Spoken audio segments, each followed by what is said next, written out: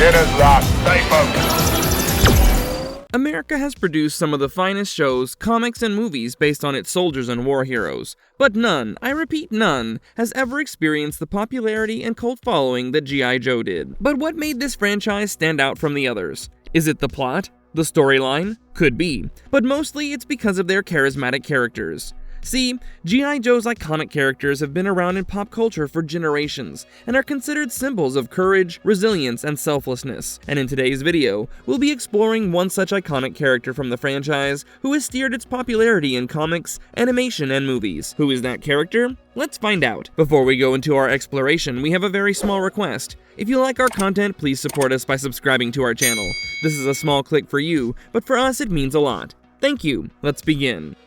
G.I. Joe is a government-funded and regulated agency formed by hand-picking soldiers from 4 major branches of the U.S. Defense Forces to counter the deadly terrorist organization Cobra from taking over the world. Our character in today's video is the field commander and second in charge of this organization, and plays a pivotal role in helping the government achieve all its objectives. Yes, you guessed it right, we're talking about Duke, the ever-charismatic leader who has helped his troops multiple times to win difficult battles and challenges with his wit and quick action. So without any further ado, let's start the exploration of this character with its origin and history. Duke is the code name of Sergeant Conrad S. Hauser.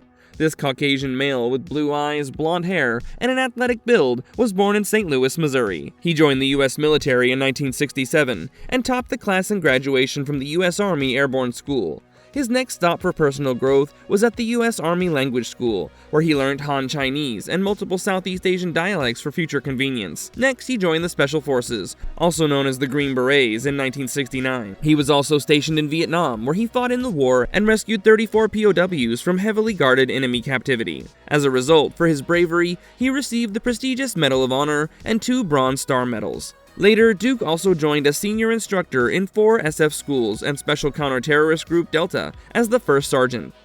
But how did he enter the G.I. Joe scene? To answer that, we'll consider the Marvel Comics storyline. After being the first sergeant for the Delta, Duke was selected as the field commander for the Joes. But his entry was something truly dramatic. Duke joined the Joes when they were at their lowest. He first appeared at the funeral of General Flagg, the previous commanding officer of the G.I. Joes. All the members of the team were mourning their commander, when suddenly a devastating attack from Cobra's Rattlers or combat jets left them frozen and clueless. That's when Duke shocked everyone. He and his partner, Roadblock, shot and destroyed the Rattlers and saved everyone. After this heroic act, Duke appeared before his subordinates and introduced himself as the new first sergeant of the team. But this was just the start of his legacy. Duke's achievement as a veteran military hero of this universe is divided into several continuities, from different comic publications. Let's touch on each of them one at a time. In the Marvel continuity, after Duke's introduction, he led the team to many victories, but his biggest one was when he captured Cobra Commander. But Cobra Ninja Storm Shadow ruined all his efforts by rescuing Cobra Commander from his clutches. But Duke relentlessly pursued Cobra and his whereabouts, and vowed to obliterate them forever. Later, Duke was also active in the invasion of Springfield, the town controlled by Cobra and his minions. Duke also played second in command when Hawk was put in charge of the team. He also got involved in the crucial mission of Trucial Abysmia, which was planned to push Cobra out of that region. But the intelligence messed up and underestimated Cobra's presence, and this led to the deaths of many of the Joes. Duke was mentally affected by this incident, but later he recovered and led the G.I. Joe headquarters, the Pit, against Cobra. Duke was a member of G.I. Joe until it got disbanded. In the Devil's Due Comics continuity, after G.I. Joe was disbanded, Duke worked independently on Black Ops missions for secret government agencies for quite some time. During one of those missions, he learned that Cobra was again spinning its web to rule the world, so he took the initiative and brought G.I. Joe back together again. But this time, Duke was different. He was taking way more risks, and risking his comrades' lives to fulfill his objectives. But this was stopped when Hawk got severely injured, and Duke had to take care of himself and the team against the brute evil forces. In IDW continuity, when Cobra hatched a plan that made them a perfect suitor for US security, the Joes were declared traitors and were getting hunted down. With Hawk's guidance, Duke again collected the entire team and led a strike force into Cobra's most secured stronghold, the Silent Castle. With team members such as Roadblock, Rock and Roll, and Mainframe, Duke collected the evidence of Cobra's true intentions and proved Joe's innocence. So this was all about Duke's role in the comic storyline. But here's a crazy surprise for you. A storyline that featured a cross between the G.I. Joes and the Transformers. The storyline went something like this. Duke led his troops into the Cobra's hideout to destroy the Creeper bombs. After their airdrop in the pre-planned spot, Duke tried to persuade his beautiful team member Scarlet to a date, but Scarlet dropped a bomb on Duke's hopes when she said she would only consider Duke's proposal if he brought her the Cobra Commander's helmet. Another team member, Snake Eyes, agreed to Scarlet's proposal and decided to challenge Duke. As they forcefully entered and progressed in their mission, they successfully incapacitated and captured Cobra's associates. When they reached the inside, Duke witnessed that the Cobra Commander and his chief intelligence officer, Baroness, were escaping from the scene in their combat jet Rattler. Duke, with Scarlet as a gunner, chased Cobra Commander with their plane. A ferocious battle began between them, but chaos erupted when Transformers like Bumblebee and Starscream from out of nowhere joined the fight. This confusion benefited Duke, as Cobra Commander's Rattler got destroyed. Duke and Scarlet rescued Snake Eyes after his face got heavily injured due to the blast from the head of Cobra. On his next mission, Duke was giving a beatdown to Cobra operatives in the town of Springfield. Suddenly, he got called to return to the pit. Upon arriving there, Duke learned that the planet Cybertron was heading toward the Earth, and they must stop them at any cost. Duke and his fellow Ace patrolled the sky, and when the representatives of Cybertron came, they turned out to be the evil Decepticons who demanded Earth's surrender. Duke lost his mind and rushed into battle against Starscream, the representative of Cybertron. But the pit had a perfect plan against such hostility. They fired their superweapon, Colton Bolt, a network of laser satellites created to fight beings who pose a threat to Earth and its people. They aimed their attack at Soundwave, one of the trusted generals of Megatron, the leader of the Decepticons, and destroyed him. Other generals such as Starscream and Shockwave also found themselves within the radius of the blast, but they survived. The storyline has further, more interesting arcs, but that's for some other video.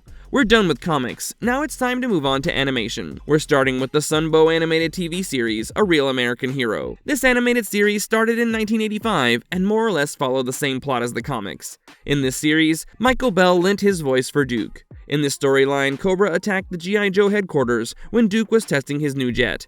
Later, a fight broke out between Duke and Cobra, which forced Cobra to retreat, but by then, he'd caused enough damage to the headquarters. After this incident, Duke ordered his men to stay alert to nullify any threat from the outside. Later, General Flagg ordered Duke and his men to tighten their security on a military installation housing a spy satellite, but Cobra teleported there with the motive of stealing the satellite. Duke obstructed his path, but Cobra Commander fired the energy wave of his mass device and teleported Duke to the arena of his secret base to fight against the Giant. During the initial phase of the duel, Duke found himself no match for the Giant and got beaten up relentlessly. Slowly, he regained his will to fight when he saw Cobra and his mate Destro busily quarreling with each other. A slave girl named Selena helped Duke with her gold strips to short-circuit the headband Cobra Commander used to control him. After regaining his senses, Duke spectacularly escaped Cobra's base and returned to Joe headquarters. But due to his fatigue and trauma, he couldn't remember anything except the aid of Selena. Duke sought medical help to remember Cobra's secret base, but failed. After achieving full fitness, Duke returned to duty. The Joes also built their own version of the mass device. The mass energy source derived its power from 3 elements: heavy water, a radioactive crystal, and a metallic meteorite ore. Duke and his troops again locked horns with Destro and Cobra to obtain the metallic ore from the meteorite in South America. Even though Duke becomes successful in capturing the element, Destro kidnaps Scarlet. Desperate to rescue Scarlet, Duke undergoes another session with the Doctor to remember Cobra's base. Suddenly, he remembered that he'd given his ring to Selena. His ring had electronic properties that could lead them to Cobra's base. The Joes used their mass device to teleport themselves to Cobra's secret hideout and destroy it. After the fierce battle, Duke finally reunited with Selena and Scarlet. In the first season, Duke and Flint exchanged their positions for the team. But from the second season, Hawk took on the responsibility of commander, and Duke became the second in command. Apart from this, Duke also appeared in the Deke animated series G.I. Joe, which aired in 1989. In this animated series, Ted Harrison is the one who voices Duke, but unlike the previous series, Duke lacked relevance in the first season, as he mostly appeared doing silent cameos in 3 episodes and full-fledged roles in 2 episodes. In those 2 major episodes, in one, he got kidnapped by a character named Mind Mangler, and Joe came to his rescue.